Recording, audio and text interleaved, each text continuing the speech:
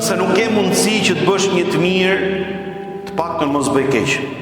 Nëse nuk ke mundësi që të ruhesh nga keqja, të paktën mos e përhap. Nëse nuk ke mundësi që nëse bën një të mirë, a ke mundësi ta përhapësh shembullin e mirë? A ka mundësi kur ulemi nëpër tavolinën e të themi edhe të tregojmë njëri tjetrit shembujt e mirë, se edhe ne nganjëherë bëhemi përcjellës të keqes, duke treguar vetëm shembujt e këqij. Dhe pastaj ne bëhemi merak dhe shqetësohemi se pse njerëzit ndjekin të keqen. Pse njerëzit ndjekin të keqen? Sepse ai që bën një pislik ose ai që bën një diçka, ai merr më shumë pasime dhe më shumë like ose pëlqime dhe ai merr më shumë interes nga masat. Dhe bëhet sikur ai është shembulli që duhet ndjek, subhanallahu.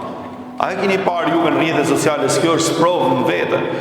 Del dikush bën një budallik, del lakuriq aty, shikimet pafund. Del dikush thotë gjë të mendshme që do t'i vlej edhe njerëzve, do t'i vlej edhe komunitetit, do t'i vlej edhe këtij vendi. Nuk e ka njeri mendjet që ta ndjeki fare ose shumë pak, subhanallahu. Dhe ne dashje pa dashje bëhemi vetë ata cilët e përcjellim edhe ata cilët e ushqejmë të keqen pa dashje.